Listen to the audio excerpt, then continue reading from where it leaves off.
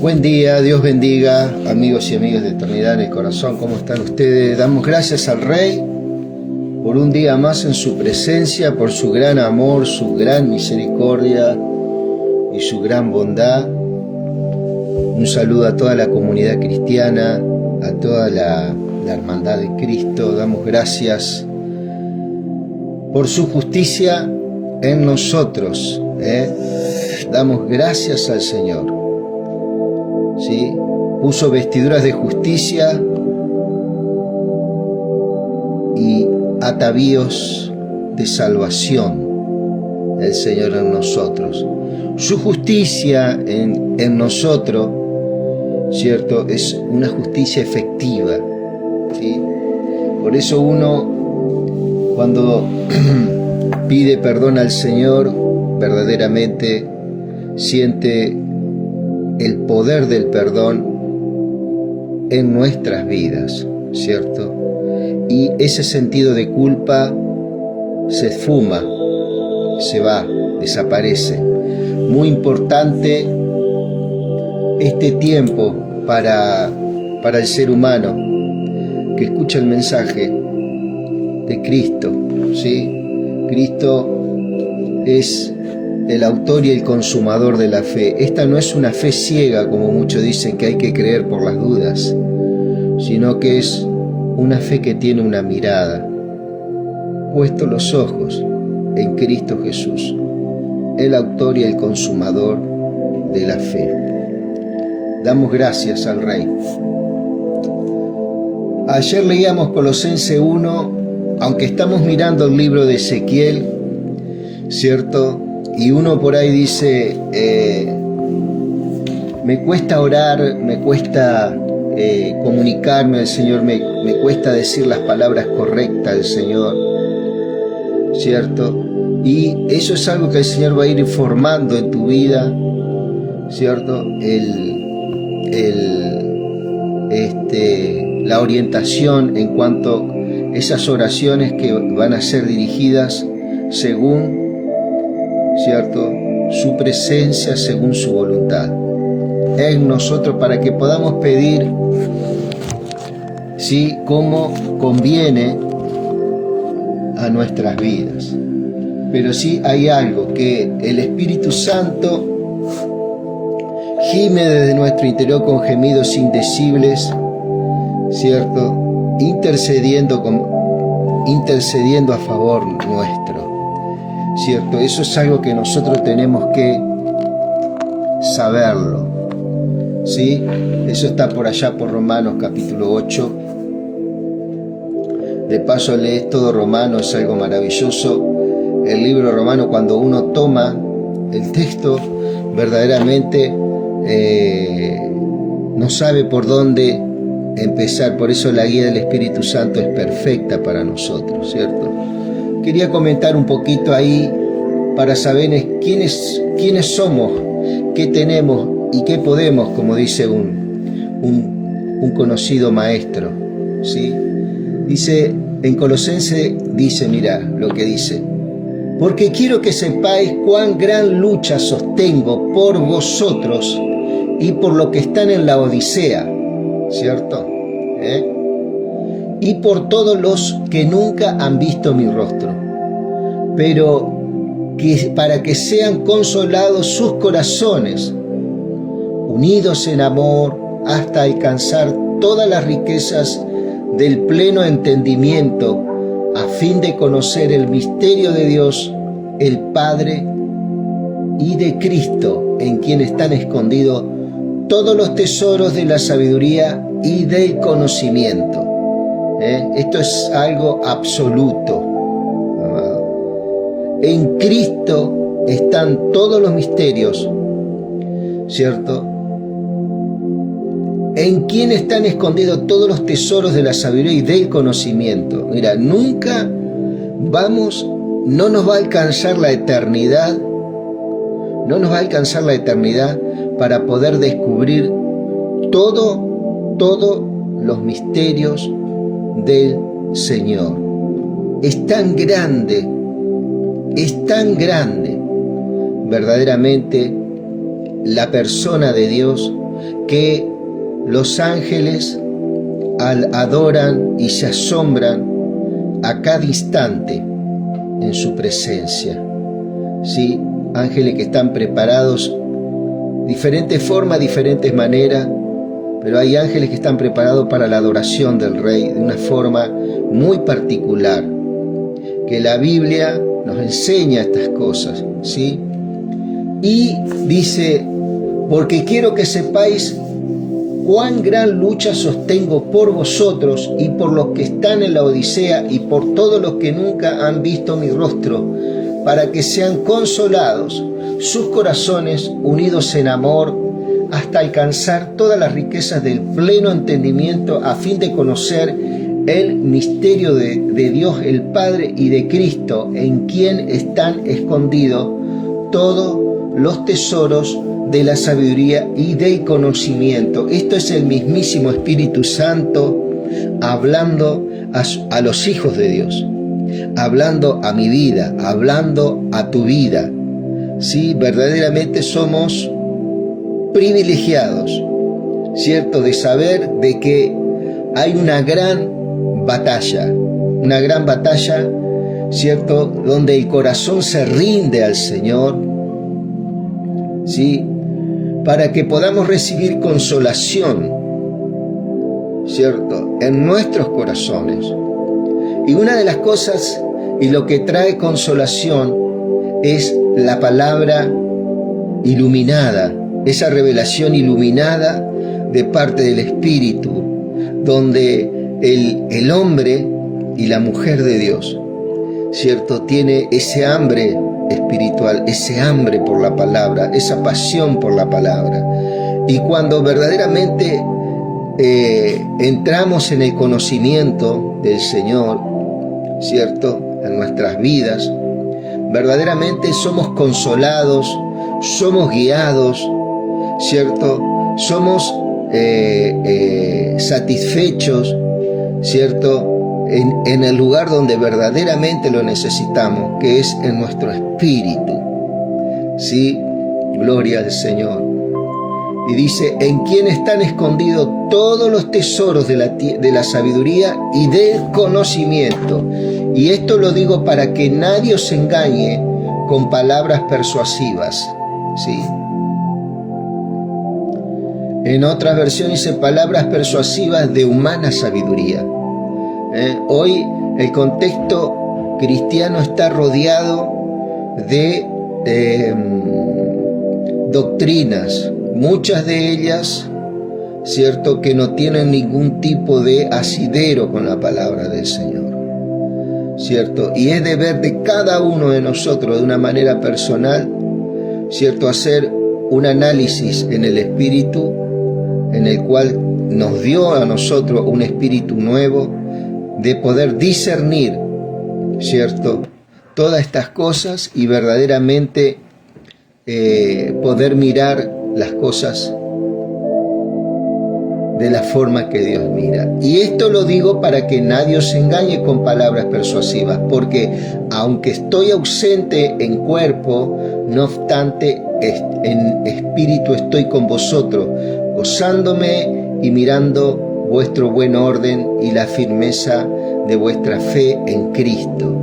Esto verdaderamente son palabras de consuelo para nosotros hoy, ¿cierto? Porque el Señor se está gozando y mirando vuestro buen orden y firmeza de vuestra fe en Cristo, más allá, ¿cierto?, de cómo estemos, tal vez con algunas dudas, tal vez con algunas aflicciones, tal vez con algunas enfermedades, tal vez pasando algunas luchas, algunas batallas, ¿cierto? Pero el Señor puede ver cómo nosotros echamos mano a esa salvación desde el conocimiento. Sabiendo qué es lo que tenemos, cuáles son las armas que tenemos para pelear esta batalla, ¿verdad?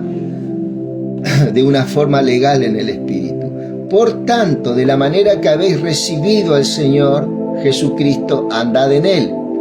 Esto habla del primer amor, ¿cierto? Que cuando vos le abrís el corazón, en esos primeros tiempos uno le abre el corazón, Y el primer amor no significa hacer obras, muchas obras, ¿cierto? Lógicamente que el cristiano tiene obras porque viene también por una acción del Espíritu en nuestras vidas, y eso produce obras, ¿cierto? Es Cristo en nosotros revelándose, y es Cristo en nosotros, ¿cierto? Haciendo esas obras, ¿sí? O sea, el cristiano, no hay cristiano que no tenga obras. Las obras siempre van a estar ahí. Es el fruto, ¿cierto?, de manifestar a Cristo en nosotros, ¿sí? Dice, por tanto, de la manera que habéis recibido al Señor Jesucristo, andad en Él, ¿cierto? Arraigados y sobreedificados en Él, ¿cierto? Habla de la sobreedificación, ¿cierto? Habla de esa casa que fue construida en la roca y que vinieron los vientos y pasaron, pasaron las tormentas, y esa casa está firme en esa roca que es Cristo, ¿eh? Eso nos va a dar firmeza, ¿cierto? Firmeza en nuestros cambios emocionales, en nuestros muchas veces problemas en nuestro interior que nos cuesta mantener una conducta, un carácter, sentimos euforia por momentos, sentimos alegría, tristeza, ¿cierto? Muchas veces de una forma descontrolada vienen esas cosas y quieren batallar la fe, quieren poner dudas, quieren poner verdaderamente ante una decisión importante en nuestras vidas, muchas veces el temor o desde el punto de vista del temor o de la euforia, por ahí podemos cometer errores. Entonces el Señor lo que quiere es que estemos sobreedificados en Él y confirmados en la fe, así como habéis sido enseñados, abundando en acciones de gracia, ¿sí? Confirmados en la fe, amado. Vos no tenés que esperar que nadie te diga, ¿cierto?, que sos una persona de fe. Vos fuiste nacido en el Espíritu, ¿cierto? Y el mismo Espíritu Santo le dice a tu interior de que vos sos hijo de Dios, ¿cierto? Eso está por allá por Romanos capítulo 8 también. Mirad que nadie os engañe por medio de filosofías huecas, sutilezas, según las tradiciones de los hombres, conforme a los rudimentos del mundo, y no según Cristo, ¿eh? Esto habla muchas veces de las tradiciones en el cual está envuelto, ¿cierto? Mucho de la comunidad cristiana, mucho de las enseñanzas que hoy están dentro de muchos lugares, muchas iglesias, muchas tradiciones, muchas filosofías que no tienen un contenido, que no tienen verdaderamente una sustancia, que no tienen a Cristo, digamos, ¿no? Porque en Él habita corporalmente toda la plenitud de la deidad, y vosotros estáis completos en Él, que Él es la cabeza de todo principado y toda potestad, ¿cierto? Acá, bueno, nos dice quién es Cristo en nosotros, ¿sí? Y de cómo Él está formado en nosotros. Toda plenitud habita en nuestras vidas. Toda plenitud habita en nuestra vida, porque en Él habita corporalmente toda plenitud de la deidad. ¿Qué quiere decir? Todo lo que es Dios, ¿cierto?, está en Cristo, ¿cierto? Y dice, porque en Él habita corporalmente toda la plenitud de la deidad, y eso habita tu vida, eso habita tu ser. Eso no se dio nunca antes en la historia, desde el Génesis, ¿cierto? Eso vino a ser impartido en nuestros corazones hoy en día por una gran misericordia que tuvo el Señor, por su gran amor, ¿cierto? No porque nosotros merezcamos estas cosas, sino porque Él le ha placido, a Él verdaderamente le ha parecido bien dárnosla a nosotros, ¿cierto? Que Él habita en nosotros, y vosotros estáis completos en Él, que es la cabeza de todo principado y toda potestad. ¿Qué significa esto? Que Él es lo más alto, el principio más alto en el cual nosotros podamos ser edificados, ¿cierto? Es esa roca que está en lo alto. Ahí nosotros nacemos de nuevo, ¿sí? Y toda potestad significa toda autoridad, todo dominio, todo poder. Nosotros descansamos en esa autoridad, en ese dominio, en ese poder. Nosotros estamos seguros ahí, ¿sí? Nosotros tenemos seguridad en Él, en Cristo, ¿cierto? En Él también fuisteis circuncidado con circuncisión no hecha de mano, al echar de vosotros el cuerpo pecaminoso en la circuncisión de Cristo. Acá está hablando, mi querido, está hablando del cuerpo pecaminoso, estaba hablando de la condición que nosotros estábamos antes, separados de Dios, estábamos en el cuerpo de pecado, ¿cierto? Por eso tenemos que diferenciar el cuerpo de pecado de los pecados de obra. El cuerpo de pecado significa estar muerto, sin Dios y condenados a vivir una eternidad sin Dios. Cuando nosotros venimos a Cristo, le abrimos el corazón al Señor, ¿cierto? Ahí pasamos de muerte, quiere decir que echamos ese cuerpo pecaminoso, lo echamos, nos despojamos nosotros, nos desvestimos de ese cuerpo de muerte, de pecado, de muerte, ¿cierto? Y empezamos a habitar en el cuerpo de Cristo, ¿sí? Ahí están los dos cuerpos, amados. El cuerpo de pecaminoso carnal es un lugar espiritual de condenación eterna, de estar excluido de la presencia de Dios. Y hoy por la fe, ¿cierto?, al aceptar el plan de salvación, ¿cierto?, entramos al cuerpo de Cristo, que es la iglesia. La iglesia no es un templo, no es un local. La iglesia es el cuerpo en el cual nosotros habitamos, que es Cristo. Él es nuestra habitación hoy. Estamos revestidos de Cristo, ¿cierto? Él nos dio armas poderosas para pelear esta batalla, ¿cierto? Y ser edificados, ¿sí? Hay una gran lucha en el interior del hombre. Hay una incredulidad, ¿cierto? Por producto del pecado, pero hoy estamos revestidos de Cristo y todo el conocimiento, la sabiduría, el amor, el fruto del Espíritu están contenidos en nosotros, y desde ahí tenemos que ser edificados. No tenemos que pedirle al Señor bondad, ya el Señor nos dio bondad, nos dio amor, nos dio su justicia, y te puedo hablar de muchísimas cosas: entendimiento, conocimiento, sabiduría espiritual en los lugares celestiales, ¿cierto? Como nunca antes, ¿cierto? En ninguna dispensación, hoy Cristo le da a la iglesia, ¿cierto?, el conocimiento del misterio oculto en los tiempos, el cual es Cristo, amado. Toda la Biblia, desde el Génesis al Apocalipsis, habla de Él. Cristo mismo lo dijo, Dice: y vosotros estáis completos en Él, que es la cabeza de todo principado.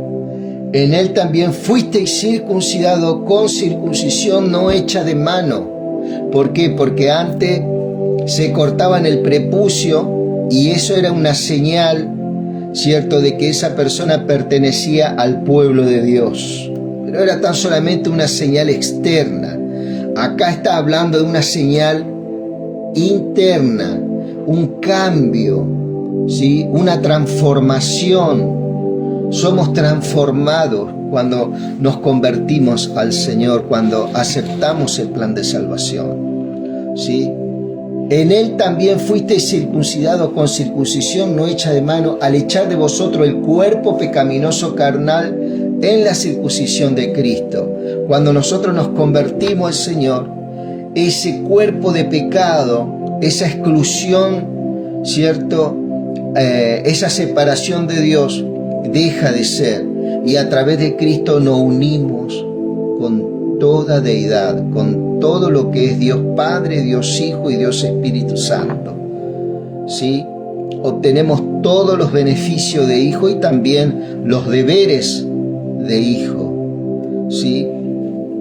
Dice, sepultados con Él en el bautismo, en el cual fuisteis también resucitados, con Él, mediante la fe en el poder de Dios que le levantó de los muertos. Fíjate qué palabra profunda esta, amado. Sepultados con Él en el bautismo, en el cual fuisteis también resucitados, con Él mediante la fe por el poder de Dios que le levantó de los muertos. Ese bautismo no es el bautismo en agua, no es el agua que te tiran en la cabeza en algunos lugares, o el bautismo que se hace en otros lugares, que es en una pileta, en un arroyo. Está hablando del bautismo de cuando nosotros somos inmersos en el cuerpo de Cristo. Está hablando de lo mismo. Está hablando del cambio, ¿cierto? En que nosotros, ¿sí?, somos beneficiarios saliendo del cuerpo de muerte, morimos. Al aceptar a Cristo muere ese viejo hombre, muere ese cuerpo de pecado en nosotros, ¿cierto? Y comienza la plenitud de vida, en el cual fuimos inmersos, fuimos bautizados en Cristo. Ese es el bautismo, no el bautismo en agua. Eso es otra cosa diferente. Eso es algo externo también, ¿sí? Y cuando habla del bautismo, es en este sentido, es en el Espíritu. Y a vosotros, estando muertos en pecados y en la incircuncisión de vuestra carne, fíjate lo que, y a vosotros estando muertos en pecados y en la incircuncisión de vuestra carne, eso nosotros estábamos antes, os dio vida. Ahí, esto es la realidad que vos vivís hoy en día. Os dio vida juntamente con Él, perdonándoos todos los pecados, ¿cierto? Todos los pecados, amado. Los que hiciste, lo que estás haciendo y lo que vas a hacer. Todos los pecados son perdonados, ¿sí? Cada vez que nosotros pecamos de obra, podemos venir en su presencia y podemos pedir perdón, y tenemos la certeza que el Señor nos perdona, ¿sí? Y hasta que no quede ningún sentimiento de culpa, que esa es una de las cosas que muchos vienen peleando durante toda su vida, mi querido, toda su vida. Es un tiempo de batalla, es un tiempo de levantarte con las armas del Señor en tu vida personal y lo que te queda de acá, ¿cierto? Para poder conocer la plenitud de Cristo, ¿sí?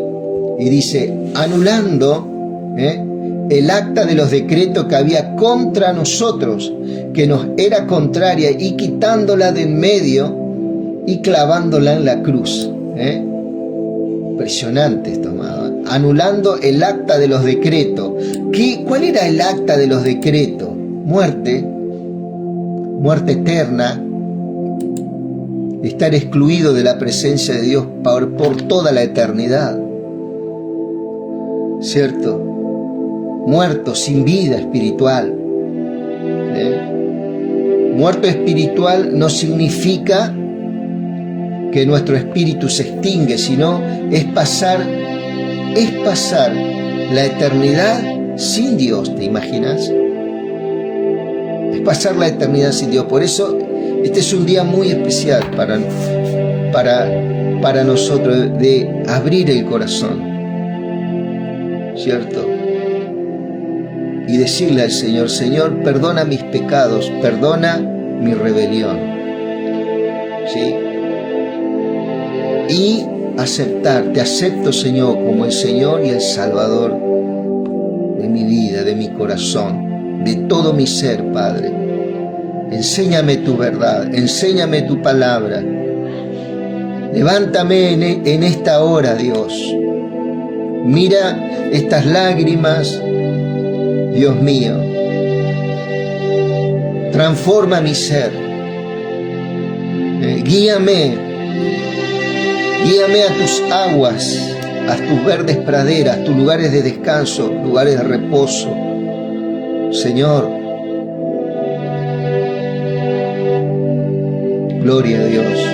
Anulando el acta de los decretos que había contra nosotros, que nos era contraria, quitándola de en medio y clavándola en la cruz.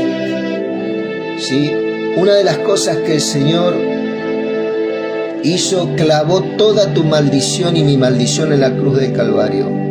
Todo fue ahí.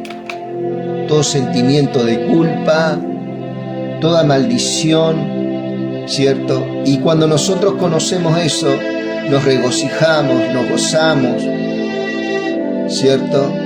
Cuando nosotros entramos en este conocimiento, entramos en una consolación con el Señor. El Señor nos consuela, ¿sí?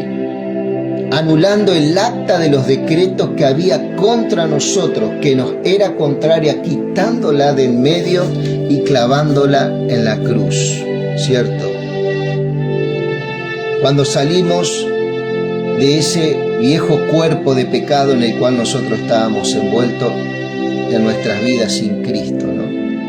Pero parece que cuando nosotros estamos en Dios también, ese es como que si estuviéramos todavía en ese ámbito, ¿cierto? En ese cuerpo de pecado, pero es un engaño muchas veces del mismo enemigo y de la misma mente de uno, ¿cierto?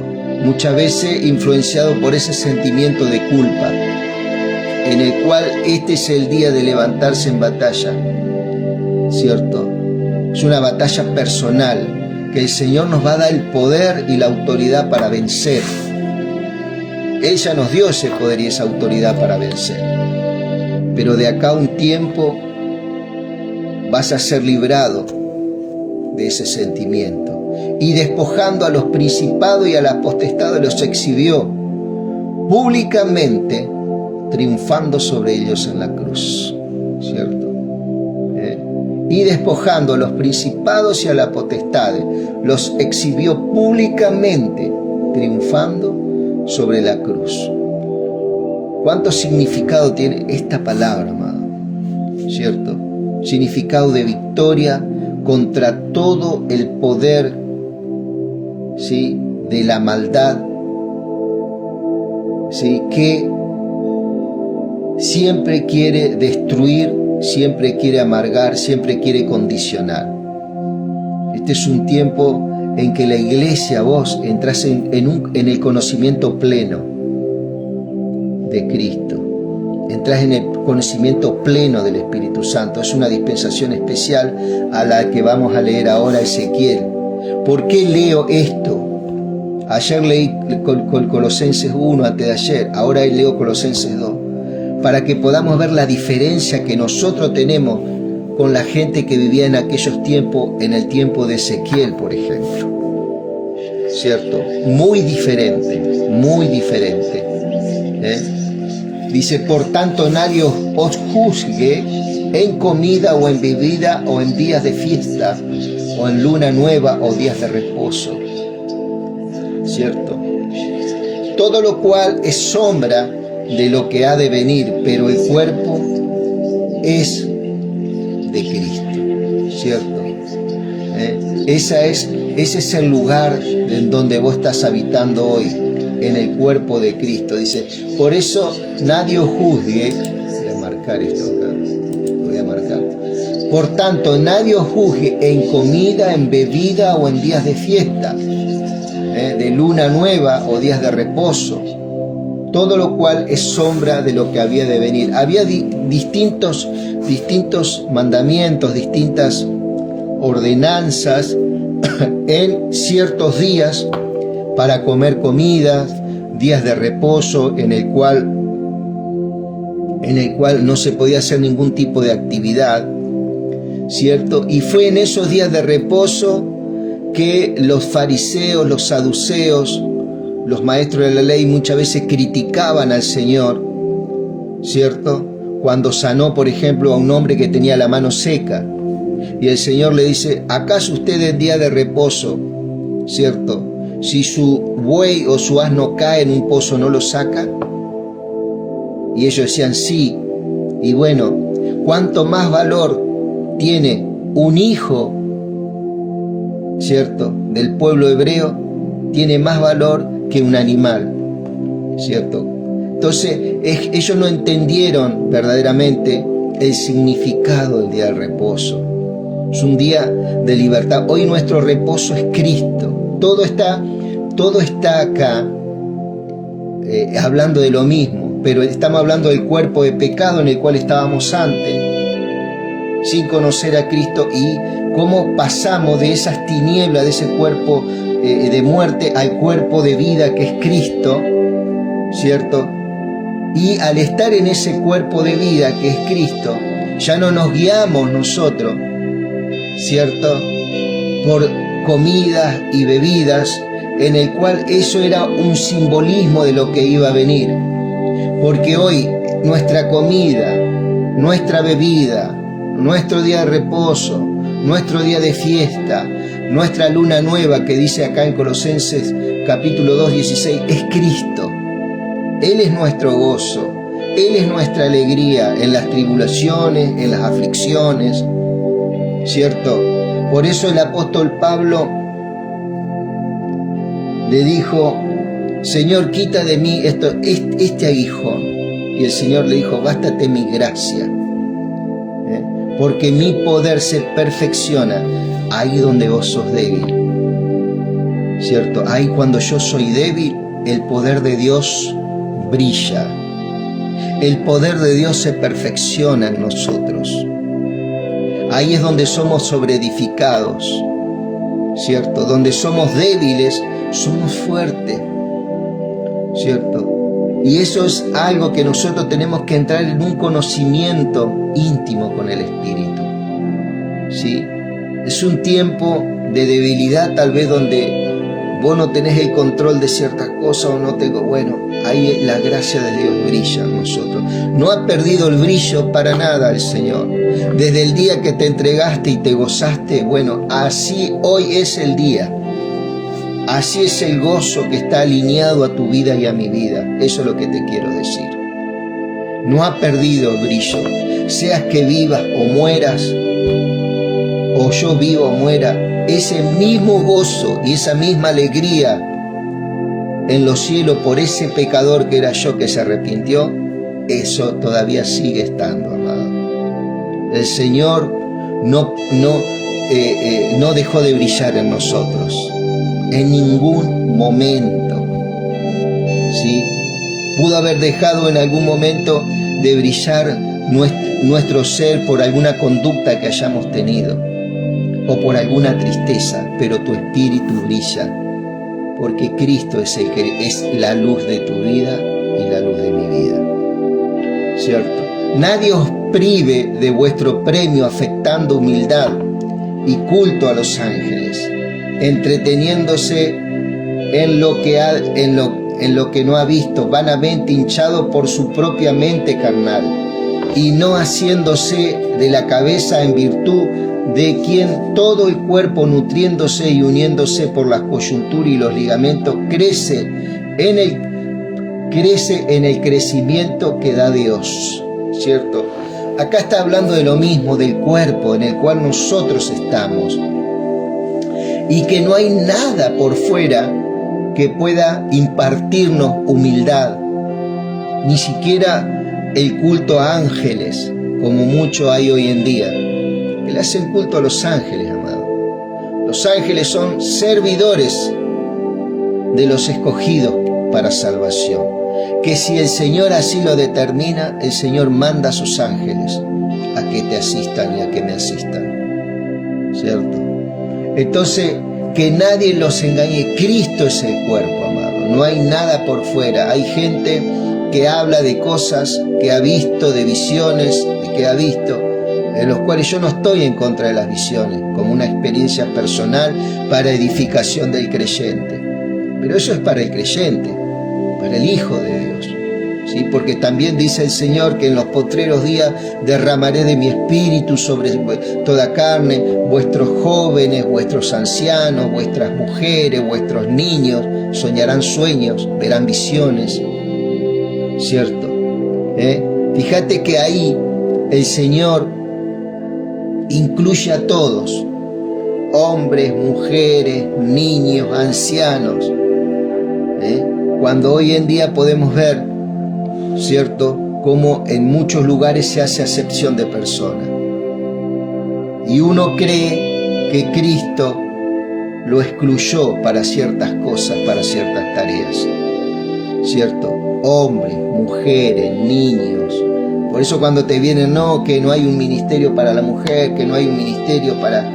Dios va a usar las vidas. Es algo que no lo podemos callar, es algo que no lo podemos... ¿Sí? Vuestros jóvenes, vuestras mujeres, vuestros ancianos soñarán sueños, verán visiones. Y ahí es donde nosotros tenemos que ser avivados, donde nosotros tenemos que ser activados en el Espíritu. Y no estemos esperando que venga un apóstol, un profeta. Deja que el Espíritu Santo active todas esas áreas. Yo no te digo que hoy salgas, como salen hoy en día, mucha gente que ven visiones, y son cosas, son mentirosas. Yo sí creo que hay visiones en el Señor, claro que sí. Sé que hay profecía, claro que sí, pero no las que están hoy en día, no. Las que veo hoy en día, no. El mismo Espíritu te lo dicta. Y va a haber la profecía, el sueño, la visión, que vas a decir esto verdaderamente, ¿cierto? Pero eso no tiene que ser el todo lo que te guíe, porque también después hay gente que va de instituto en instituto, que va desde de seminario a seminario buscando palabra, cuando nosotros tenemos la palabra más perfecta, tenemos la profecía más perfecta, ¿cierto? Pero ¿qué pasa? Nos cuesta tiempo, nos cuesta permanecer ahí. Esta es la profecía más perfecta que el Señor nos dio a nosotros en este tiempo, ¿no? Para trabajar en ella.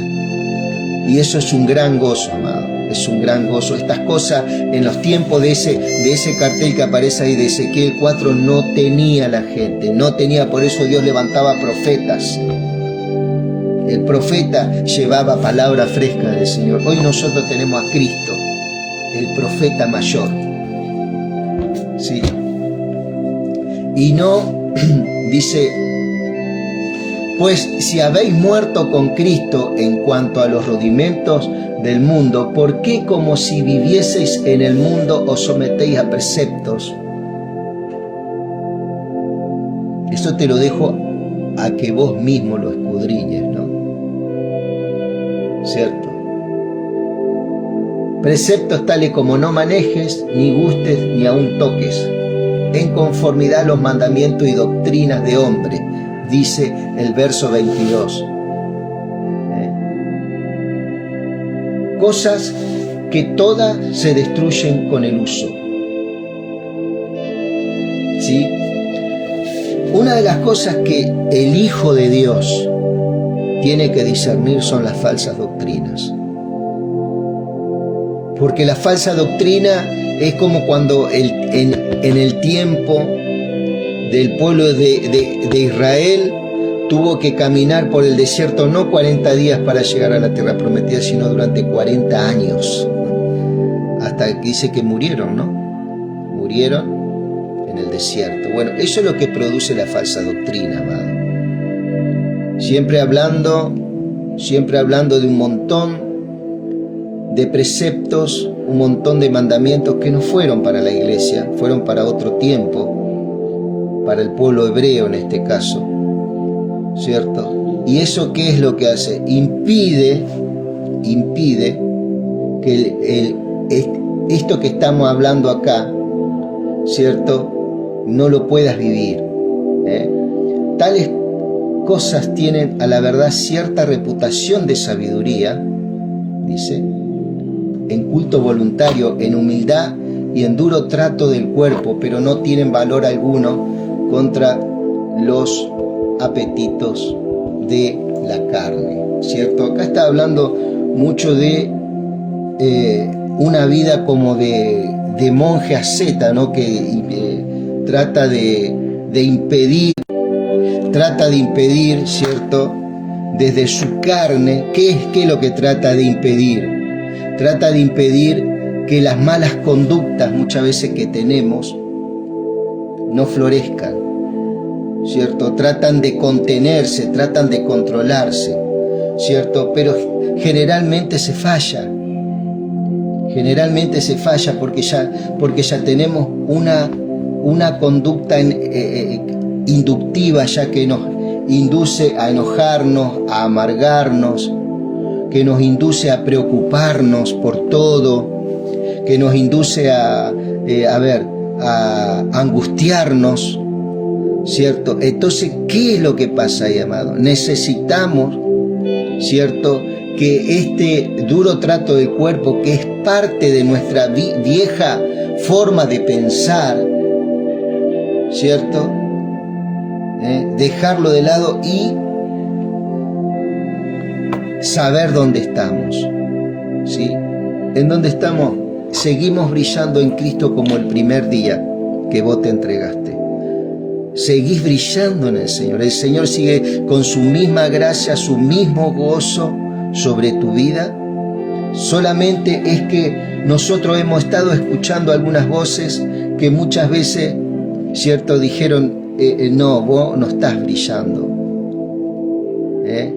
Vos no vas a poder con esto o no vas a poder con aquello. Pero eso, en lugar de edificarte, ¿sí?, en lugar de edificarte espiritualmente, porque vos sos una persona del Señor, sos una persona de Dios, ¿cierto? ¿Qué es lo que hizo? Eso verdaderamente cerró muchas puertas en tu vida.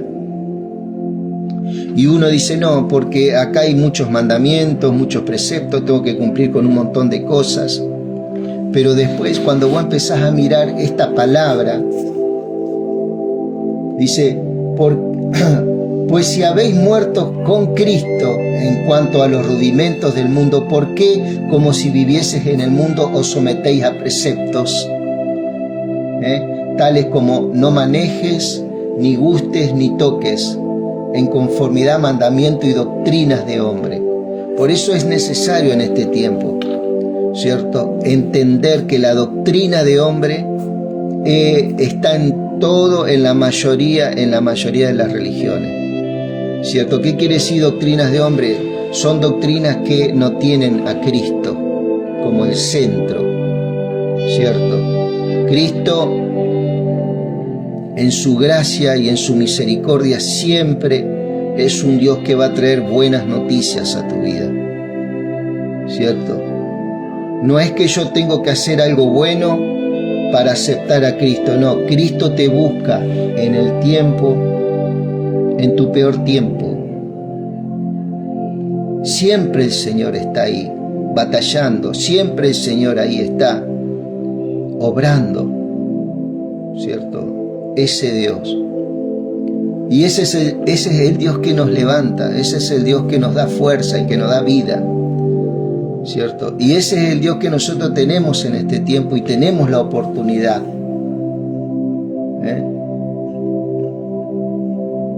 Gloria a Dios. Mirá que nadie nos engañe por medio de filosofías huecas y sutilezas, según las tradiciones de los hombres, conforme a los rudimentos del mundo y no según Cristo, porque el que habita corporalmente toda la plenitud de la deidad, porque en él habita corporalmente toda la plenitud de Dios, habita en Cristo Jesús, ¿sí? Quería hacer un pequeño comentario en esta carta de Pablo a los Colosenses, como un principio y poder entender un poco cómo estábamos antes en ese cuerpo, ¿cierto?, de pecado, excluidos por la eternidad, condenados, ¿cierto?, por la eternidad, y cómo es el cambio cuando nosotros somos trasladados de las tinieblas a la luz, que es su cuerpo, que es su iglesia. Vuelvo a repetir, la iglesia no son las cuatro paredes, no es el templo, no es el local. La iglesia sos vos. Vos sos templo del Espíritu Santo. Esto lo habla por allá por 2 de Corintios, ¿sí?, que somos templo del Espíritu Santo.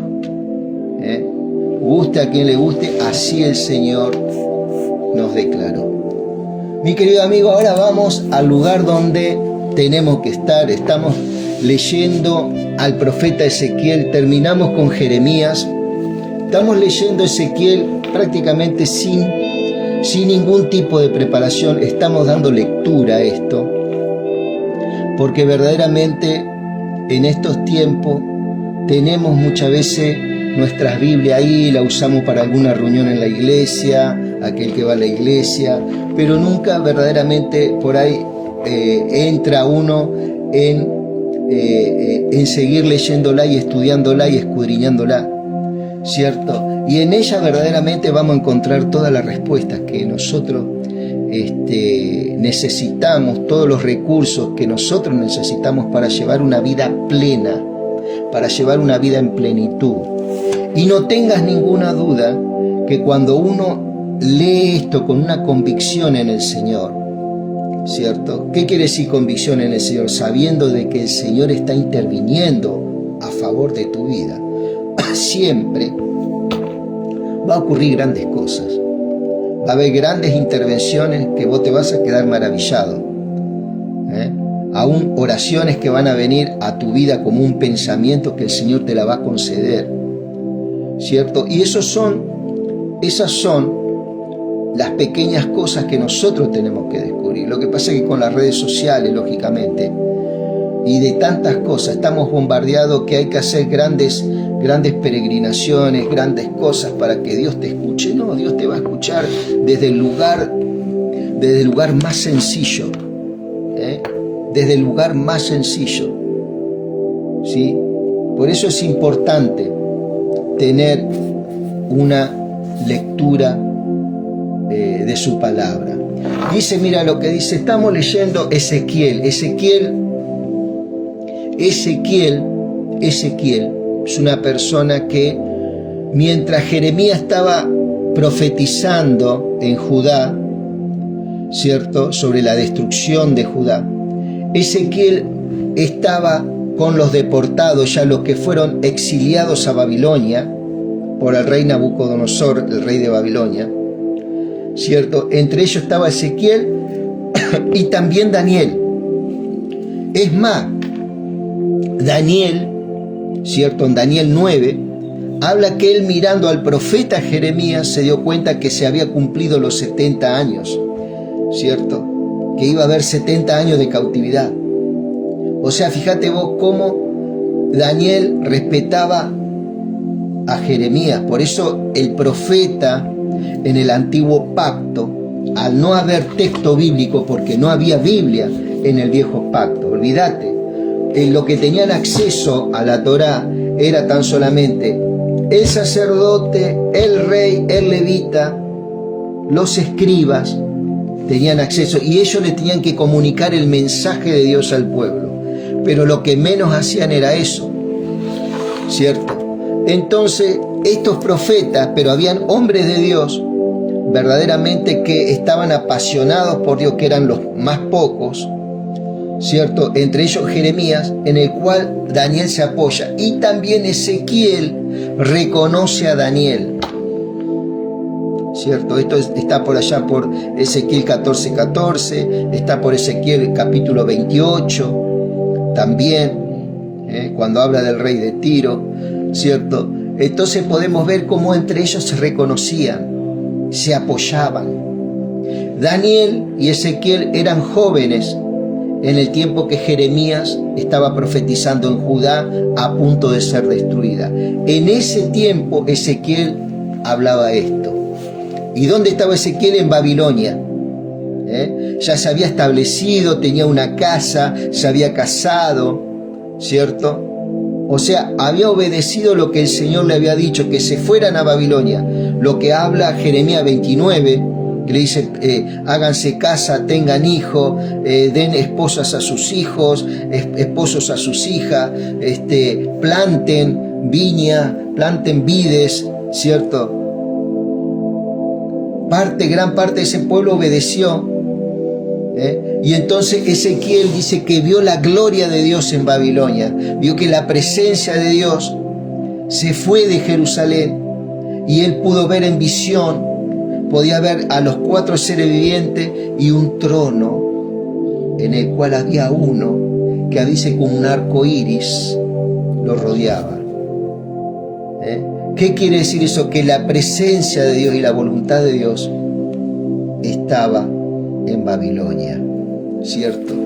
Hijo de hombre, toma un ladrillo y ponlo delante de ti. Haz en él un dibujo de la ciudad de Jerusalén.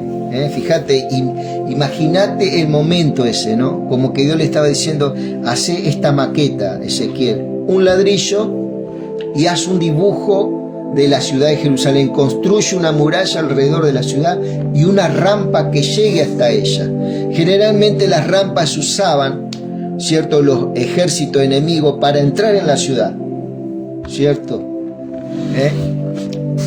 Pon campamentos enemigos y rodéalos con máquinas para derribarla.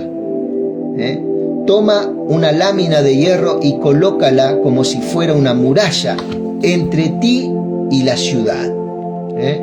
Toma una lámina de hierro y colócala como si fuera una muralla entre ti y la ciudad. Fija tu mirada en ella y concéntrate, le decía, ¿no? Fíjate vos lo que le ordenaba Dios a Ezequiel, para que él entendiera, ¿cierto? Él entendiera lo que iba a hacer. Qué diferente, ¿no? Qué diferente, ¿cierto?, lo que Dios estaba haciendo en esos tiempos con lo que Dios hizo en Cristo para nosotros. Fija tu mirada en ella y concéntrate, así quedará sitiada la ciudad y serás tú quien la sitie. Esto les servirá de señal a los israelitas. Todo eso que estaba haciendo Ezequiel lo iban a ver, ¿cierto? Esta gente que estaba en esa ciudad, ¿cierto? Acuéstate sobre tu lado izquierdo y carga sobre ti la culpa del pueblo de Israel. Todo el tiempo que estés atacando la ciudad, cargarás con su culpa. Acá Ezequiel toma la figura como que él vendría a ser, como que es una figura de Dios, que carga la culpa de la ciudad, ¿cierto? Los años de la culpa de Israel son 390 días, dice acá, ¿no? Este es el tiempo que cargarás con su culpa. O sea, tenía un lapso de tiempo en que Dios iba a soportar todo eso, ¿no? Cuando termine, debes voltearte sobre tu lado derecho para que entonces cargues con la culpa del pueblo de Judá por 40 años, ¿cierto? Un día representa un año, o sea, tuvo 40 días más recostado del otro. Primero estuvo 390 días, un año, más de un año. Y después 40 días más, cada día era un año. Fíjate las cosas que tenía que hacer el profeta. Por eso el ministerio profético era algo verdaderamente duro. Y tenía que estar ahí día y noche, ¿cierto? Un día representará un año. Deberás concentrarte en el sitio contra Jerusalén. Levantar tu brazo en señal de castigo y profetizar contra. Deberás concentrarte en el sitio contra Jerusalén. Levantar tu brazo en señal de castigo y profetizar contra ella. Te ataré con sogas para que no te voltees de un lado o a otro hasta que haya terminado el sitio. O sea que fíjate vos las cosas que Ezequiel a forma de acción tenía que hacer en una misma relación con Dios, con el cielo, ¿cierto? Él entraba en un conocimiento y también en una acción juntamente con Dios, en un acuerdo con Dios, ¿cierto? En el juicio contra Judá. Desde Babilonia, acordémonos que él estaba en Babilonia. 11 años tenía Ezequiel cuando fue trasladado a Babilonia. A los 25 años fue llamado al ministerio profético, ¿cierto? Toma trigo, cebada, habas, lenteja, mijo y espelta. Mézclalos en un recipiente, amásalos para hacer pan suficiente para los 390 días que estarás acostado. Todo llevó una preparación y en esos 390 días él solamente podía comer estas cosas. Muy diferente al día de hoy. Viste que en Colosenses hablábamos que nadie os juzgue en comida, en bebidas, en preceptos, ¿cierto? Hoy estamos libres de todo esto, mi querido. Pero estos profetas sí tenían que hacerlo, para que, no porque Dios no tuviera poder para hacerlo, sino para que ellos también sean testigos, ¿cierto? Presenciales de lo que Dios iba a hacer. Pero ellos tenían que tener una preparación también. Y esta es la preparación. Dice, cada día que permanezcas acostado comerás pan. A una hora fijada cada día comerás una porción de 230 gramos de pan, dice el verso 10 del capítulo 4. También a una hora fija tomarás medio litro de agua. Cada día hornearás un pan de cebada delante del pueblo, usando excremento humano como combustible. Luego el Señor añadió, así comerá el pan impuro el pueblo de Israel entre los gentiles, con los que los he mandado a vivir. Esto está hablando de la envergadura que tenía el sitio a Jerusalén, en el cual no tenían salida, y para hacer fuego estaban utilizando excremento, porque no tenían otro material para poder hacer fuego. ¿Te imaginas un sitio de ejército sobre un pueblo donde te cortan toda la entrada de suministro? Bueno, así fue sitiada Jerusalén, ¿cierto? Entonces todo el pueblo miraba esto, el pueblo que había sido exiliado, y gran parte del pueblo entendía y agradecía seguramente al Señor haber obedecido su palabra y haber sido trasladado a Babilonia, ¿cierto? Ahí le estaba notificando al pueblo Ezequiel a través de estos actos de lo que estaban pasando sus hermanos que no obedecieron la palabra del Señor y se quedaron en Judá, para poder entender el por qué hacen estas cosas. Entonces clamé, oh Señor, no puede ser, yo nunca he comido nada impuro, jamás he probado nada asqueroso ni nada que algún animal haya matado. Desde que era niño hasta ahora nunca he comido nada impuro. ¿Por qué, amado, él dice estas cosas? Porque Ezequiel era un sacerdote. Pero al ser sacado del lugar de Judá, al ser deportado a Babilonia, lo sacan del templo, entonces su ministerio queda inactivo. Entonces, ¿qué hace Dios? Lo levanta como profeta. Al igual que Zacarías, que fue sacerdote, Dios lo levanta como profeta, y Jeremías, que también era sacerdote, hijo de sacerdote, lo levanta como profeta. Gente con un gran conocimiento. Yo nunca he comido nada impuro, jamás he probado nada asqueroso ni nada que algún animal haya matado. Desde que era niño y hasta ahora nunca he comido nada impuro. Entonces me dijo, puedes usar excremento de vaca en vez de excremento humano como combustible para hornear pan. Entonces, bueno, Dios le permite, ¿cierto?, a través de esta oración, ¿cierto? Por eso es importante el clamor y el pedido a Dios. y cómo el Señor en su gran misericordia y su gran amor mitiga este sufrimiento, pero tenía que cumplir lo que Dios le dijo. ¿Sí? Es como cuando Cristo estuvo en el Getsemaní, ¿no? Cuando Él se fue a orar y dice que en medio de la angustia, ¿cierto? Cuando le dice el Señor, pasa de mí esta copa. Sí, Padre, si tú quieres, pasa de mí esta copa, pero no se haga conforme a mi voluntad, sino conforme a tu voluntad, ¿cierto? Y dice que lloraba y dice que salían grandes gotas de sangre en su sudor, dice que vino un ángel y le fortaleció, ¿cierto? Inmediatamente vino Judas, lo entrega, y bueno, y sabemos todo lo que pasó después, ¿no? Bueno, de esta forma también el Señor, ¿cierto?, mitiga un poco a Ezequiel en lugar de usar excremento humano como combustible.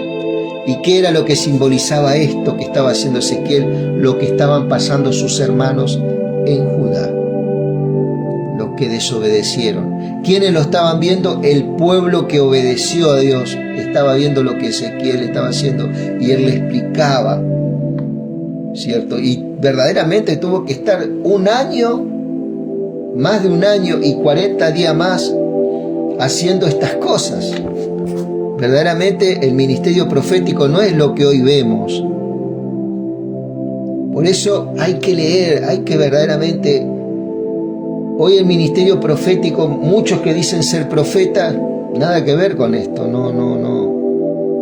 Juan, por ejemplo, se vestía con pieles de animales, comían cosas silvestres, nada que ver con los profetas de hoy, ¿cierto? Y yo no digo que tiene que volver a esos tiempos, pero muchos profetas de hoy están rozando casi lo antibíblico, que no tiene nada que ver, las cosas que hacen, ¿cierto? Luego me dijo, voy a racionar los alimentos en Jerusalén y comerán con ansiedad, y asimismo tomarán el agua que también voy a racionar, que se espanten por la escasez de pan y agua, que se pudran debido a sus pecados, ¿cierto? Entonces el pueblo acá de Judá sufre este castigo y lógicamente que le dolía en el corazón al Señor, pero era un pueblo rebelde, un pueblo que se le profetizó muchísimas veces, salgan de este lugar porque lo voy a destruir, salgan de este lugar porque mi presencia ya no está más aquí. Entonces invitó al pueblo a trasladarse a ese exilio a Babilonia, pero mucho pueblo no obedeció y se quedó. Fueron rebeldes, amaron más la idolatría en el cual ellos se regocijaban, quemando a sus hijos a un dios llamado Moloc, prostituyendo a sus hijas a una diosa llamada Astarte. 12 años tenían las niñas que prostituían, y los niños recién nacidos eran sacrificados a un dios, a un dios amonita llamado Moloc. Los quemaban vivos, amaban a otros dioses. Entonces Dios tuvo que intervenir, amado. Si no intervenía Dios como intervino, la nación de Judá iba a desaparecer de la faz de la tierra, porque culturalmente otras naciones le iban a enseñar cosas mucho más gravosas de lo que ellos ya estaban haciendo. Se habían olvidado del culto a Dios. Por eso Dios tuvo que trasladar jóvenes como Ezequiel y como Daniel, y de ahí Él levantó gente que volvió después de 70 años a Judá, ¿sí? Y si Judá desaparecía de la faz de la tierra, no se iba a poder cumplir la palabra de que Cristo iba a venir, porque Cristo viene de la tribu de Judá. ¿Sí? Fíjate vos cómo Dios se mete en la historia a través de los tiempos y cómo Él es soberano, aún en las naciones, en toda la geopolítica mundial, el Señor está obrando. Mi querido amigo y mi querida amiga, hasta acá llegamos con esto. Que Dios te bendiga mucho. Y bueno, si Dios quiere, en el transcurso del día o en el transcurso de mañana, seguiremos mirando un poquito más de esta maravillosa palabra de vida. Que Dios te bendiga.